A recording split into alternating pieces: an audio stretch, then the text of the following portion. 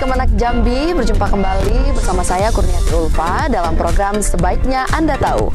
Dan saat ini kami tim Humas Kanwil Kementerian Agama Provinsi Jambi sudah berada di Kabupaten Kerinci, dan tentunya kami akan melihat-lihat, mengulik-ulik ikon dan ataupun ciri khas yang ada di Kabupaten Kerinci ini. Untuk itu, mari ikuti saya.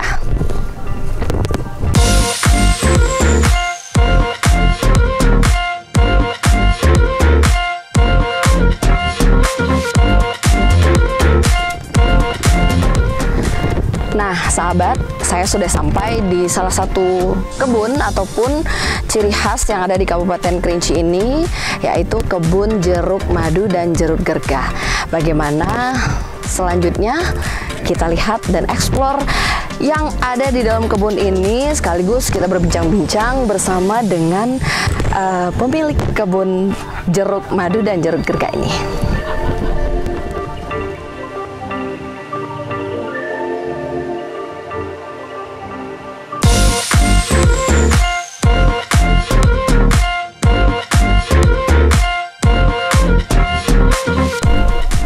Nah sahabat, sekarang saya sudah berada di tengah-tengah kebun. Ini kebun jeruk madu yang ada di Kabupaten Kerinci, dan saatnya kita langsung memanen yang sudah layak panen ini. Nah, ini salah satu jeruk yang sudah bisa kita panen ya sahabat. Nih, dan langsung kita cobain aja ya. Sebentar.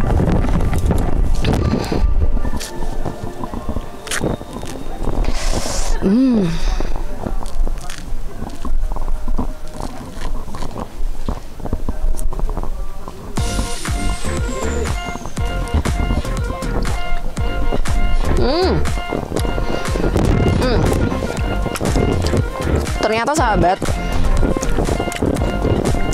menikmati buah-buahan dengan kita memetik langsung dari pohonnya sungguh nikmat luar biasa.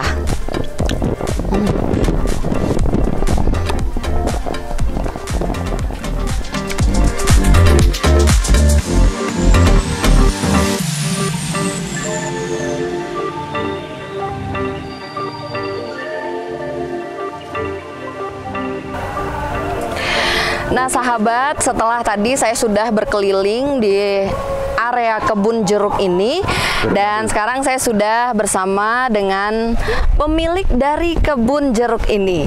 Nah, menurut informasinya nih sahabat, pemilik kebun jeruk ini merupakan salah satu ASN dari Kementerian Agama Republik Indonesia. Dan langsung saja kita akan berbincang-bincang bersama beliau. Assalamualaikum warahmatullahi wabarakatuh, Bapak. Waalaikumsalam warahmatullahi wabarakatuh. Alhamdulillah, apa kabar Pak? Alhamdulillah baik Bu. Ya.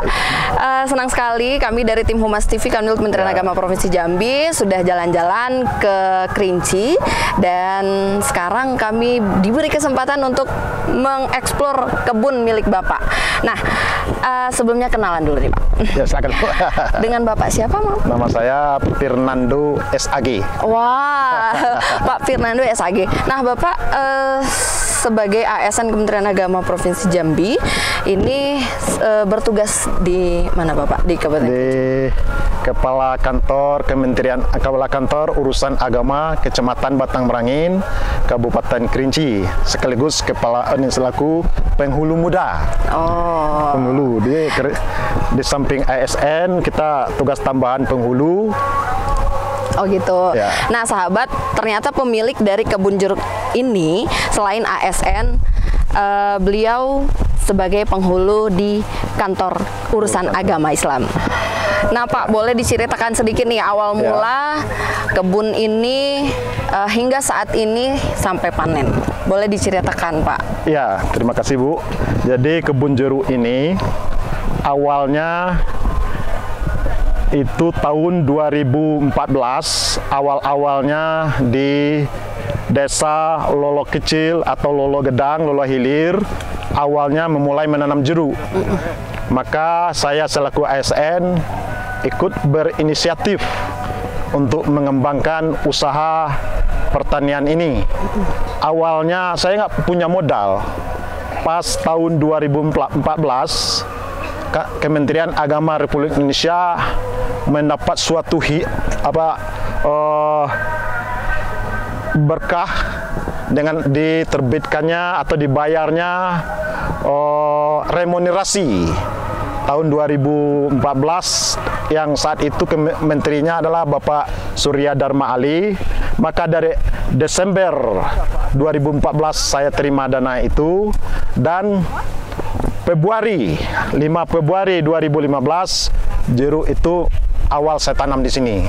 Kemudian lahan ini adalah lahan orang tua saya. Jadi saya ini bekerja di kebun jeruk ini, di samping membantu ekonomi saya, juga akan dapat membantu ekonomi orang tua. Itu ceritanya, Bu.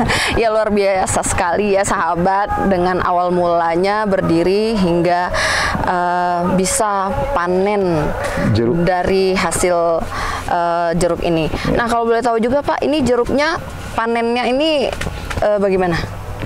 Panen ini, jeruk ini kadang-kadang sekali seminggu, kadang-kadang 2 kali seminggu. Oh gitu. Nah, kalau boleh tahu juga lagi nih, hasil dari panen ini kira-kira berapa Pak per minggunya itu? Ini nggak menentu, Bu. Oh, tidak. Minimal sekitar 1 ton. Nah, 1 ton itu kira-kira Bapak mendapatkan pundi-pundi itu berapa? Itu tergantung pasaran di pasar, Bu. Oh gitu. Kadang naik, kadang turun. Kalau saat sekarang ini harganya agak menurun, karena ada beberapa faktor. Yang pertama, sama-sama kita ketahui sekarang musim mangga. Oh gitu. Mangga. Yang kedua musim hujan. Itu agak berpengaruh dengan harganya. Kalau nggak ada musim ini, insya Allah sampai 15.000 1 kilo di petani, Bu.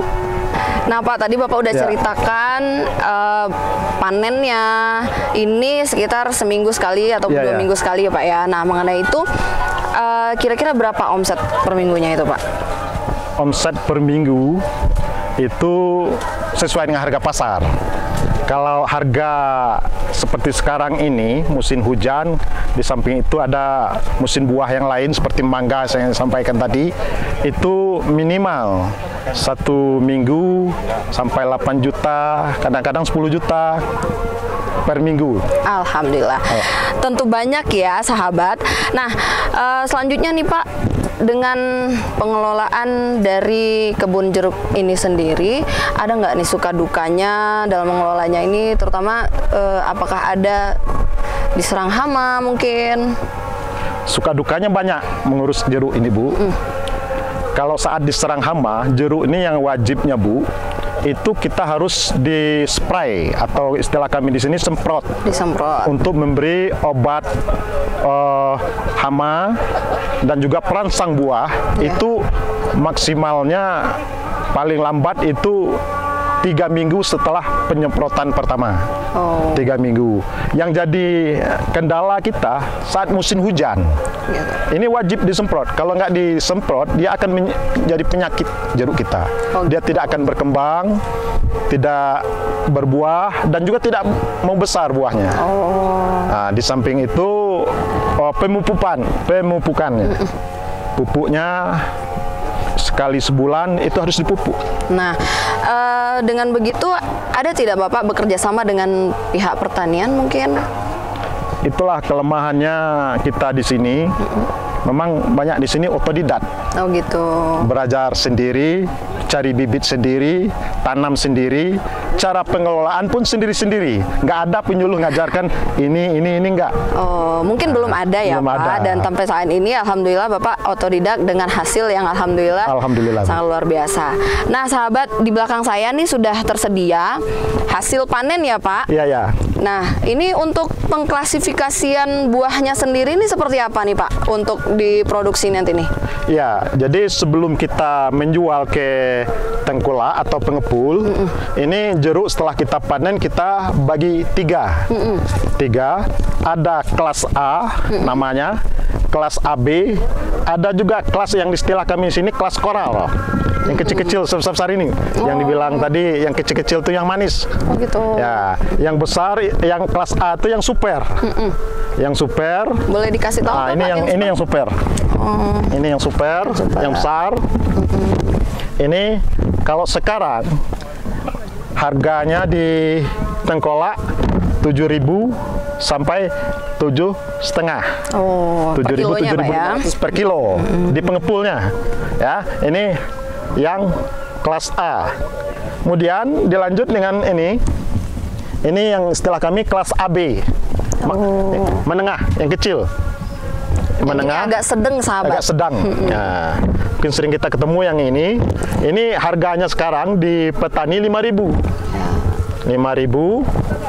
Dan yang terakhir ada yang istilah kami ini koral. Kecil. Ini kalau saya sudah masuk yang besar. Sebenarnya yang koral itu yang sebesar kelereng. Oh, ada ya Pak? Ada. Ya. Nah Pak, kalau yang untuk ukuran ini berapa? Ini per kilonya? Harganya ini 4.000. Oh, 4.000. Kalau yang koral ya? Yang koral 4.000. 4.000. Ini nggak seberapa dapatnya Bu. Ini paling-paling 2 peti kotak ini. Ya, lumayan juga Bu. Ya. Nah selanjutnya nih Pak, Bapak kan sebagai ASN tentunya dengan berbagai kesibukan. Lalu bagaimana Bapak membagi waktu dengan pekerjaan Bapak, lalu dengan aktivitas mengelola kebun ini? Jadi saya mengelola kebun ini bekerja sama dengan orang tua saya. Ibu bapak masih hidup. Hari Senin sampai Jumat mereka bekerja untuk bersih-bersih kebun ini. Untuk pemeliharaan yang berbentuk jeruk, hama, dan pemupukan itu saya. Itu saya menggunakan hari Sabtu Minggu saya full di sini. Oh gitu. Jadi weekendnya Bapak weekend saya di sini. Ya? Weekend saya di sini atau ada tanggal-tanggal ini kan kalender libur nasional saya di sini. Jadi saya hari liburnya banyak di sini. Lebih banyak menghabiskan waktunya di kebun ya Pak ya. Iya. Nah sahabat, itu tadi juga cara Bapak membagi waktunya untuk mengelola kebun ini. Nah selanjutnya nih Pak, harapan Bapak sendiri dengan perkembangan kebunnya, lalu motivasinya nih apa kira-kira untuk para teman-teman ASN yang lainnya? Jadi saya nyarankan kepada ASN lain, teman-teman yang lain, kita selaku ASN ini nggak terfokus di kantor, kita sambil hiburan sehingga kita tidak stres memikirkan pekerjaan di kantor. Jadi Sabtu Minggu kita cari usaha di luar, satu usaha yang bisa hiburan tetapi menghasilkan. Jadi kita nggak terfokus pada gaji atau tukin kita aja. Jadi kita harus mencari yang luar yang bisa asik, menghiburkan dan menghasilkan duit. Itu saran saya. Terus harapan Bapak sendiri nih dengan perkembangan kebun ini ke depan? Harapan saya untuk kebun ini, saya juga sekarang sudah kelelahan. Jeruk ini umurnya 11 tahun. Sekarang sudah berjalan 6 tahun, berarti masih sisa 5 tahun. Terakhir umur 5 tahun ke 11 itu membutuhkan dana yang banyak, pengelolaannya harus serius karena dia mau masa pensiunnya, mau habis kan. Maka kita harus mencari lahan di tempat yang lain untuk penanaman yang baru. Nah, ini kita mudah-mudahan kita minta kepada Allah, mudah-mudahan jeruk ini bisa berkembang, berbuah banyak. Saya selaku ASN dan juga yang punya kebun jeruk ini mengucapkan ribuan terima kasih atas supportnya. Pertama, Bapak Kepala Kantor Kementerian Agama Kabupaten Kerinci dan juga Bapak Kepala Kantor Wilayah Kementerian Agama Provinsi Jambi atas dukungannya, motivasinya kebun jeruk kita ini, sehingga kebun jeruk kami ini khususnya saja dulu Kementerian Agama Provinsi Jambi sudah tahu bahwasanya di Kerinci Kepala KUA mempunyai kebun jeruk, sehingga saya di Kerinci dijuluki ini Bu, Juragan Jeruk. Alhamdulillah. Juragan Jeruk. Nah sahabat, itulah tadi sedikit bincang-bincang saya dengan Juragan Jeruk Madu, selain ASN Kepala KUA juga dari Kabupaten Kerinci ini. Dan selanjutnya kita akan mengelilingi, mengeksplor ciri-ciri khas ataupun ikon-ikon yang ada di Kabupaten Kerinci lainnya.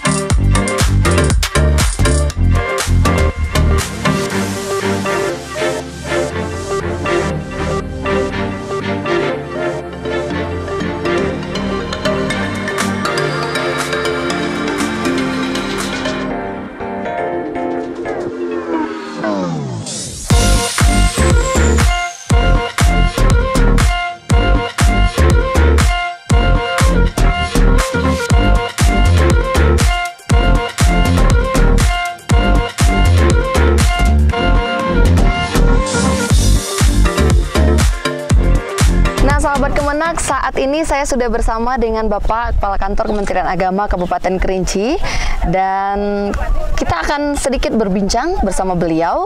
Namun terlebih dahulu kita akan sapa. Assalamualaikum warahmatullahi wabarakatuh, Bapak. Waalaikumsalam, Bu Ulfa. Ya, apa kabar Pak? Alhamdulillah baik. Alhamdulillah.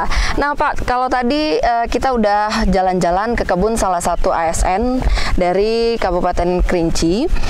Nah, dengan cerita beliau, dengan hasil ataupun omset yang dia hasilkan itu luar biasa ya Pak, melebihi dari gaji dan tukin yang dia dapatkan selama 1 bulan. Nah, gimana tuh tanggapan Bapak sebagai Kepala Kantor Kementerian Agama Kabupaten Kerinci? Ya, baik. Jadi kalau kita lihat ASN ya, khususnya di Kantor Kementerian Agama Kabupaten Kerinci. Nah, untuk pengembangan entrepreneurship itu ya, usaha mereka, dan dulu juga kami sampaikan, kami jelaskan bahwa ASN Kantor Kementerian Agama Kabupaten Kerinci itu hampir 70% itu memiliki usaha. Iya. Nah, bukan saja di tanaman jeruk ini saja, akan tapi ada yang kulit manis, ya, ada yang sifatnya persawahan dan lain sebagainya. Nah, ini kalau kita rasakan, ya, kita rasakan untuk kesejahteraan ASN kita. Kalau rata-rata dari ASN kita, kalau Sabtu Minggu, khususnya yang struktural, ya, itu beradanya di kebun. Gitu, nah, ya. Jadi kalau kita lihat penghasilannya, dan juga salah satu apa yang disampaikan oleh Ulfa tadi, itu atas nama Fernando ya. Ya. Nah, Fernando itu sudah mulai dari tahun 2014. Nah, mereka itu memanfaatkan tunjangan kinerja, ya, yang diberikan remunerasinya dulu. Nah, kemudian dikembangkan untuk suatu perkebunan, dan sekarang memang betul-betul kita rasakan manfaatnya. Omsetnya luar biasa. Bayangkan saja, rata-rata penghasilan untuk 2 minggu ini hampir jutaan, puluhan jutaan. Nah, kemudian juga termasuk dengan ASN yang lain juga. Nah, termasuk pada di tempat ini, ya, ini juga salah satu ASN kita, tapi yang istrinya. Oh, gitu. Nah, yang istrinya yang bekerja di kantor KUA ya di Batang Merangin ini. Nah, kemudian juga ASN kita yang lain. ASN kita yang lain ada yang kebunnya kulit manis, ada yang kopi. Ya, rata-rata untuk yang di kantor Kementerian Agama, bahwa Bapak Kasubag Tata Usaha, para kasih itu luar biasa. Ya. Nah, sehingga pada hari libur Sabtu Minggu mereka itu berada di kebun. Ya, menghabiskan waktunya. Iya, menghabiskan waktu. Selama weekend itu di kebun ya, Pak ya? Iya. Ya, gitu. Nah, sahabat Kemenak, kalau tadi Pak Kemenak sudah menjelaskan sedikit tentang keberhasilan dari ASN Kemenak yang ada di Kabupaten Kerinci. Nah, sekarang nih Pak, selanjutnya harapan Bapak sendiri dan motivasi Bapak mungkin kepada ASN Kemenak Kabupaten Kerinci yang sebagian ASN-nya tuh sudah berhasil di dalam bidang pertanian. Ya, baik. Jadi untuk harapan kita ke depan untuk ASN Kemenak ya, khususnya di Kabupaten Kerinci dan bahkan untuk Provinsi Jambi malah. Nah, saya berharap selalu memberikan motivasi kepada ASN kita khususnya di Kementerian Agama.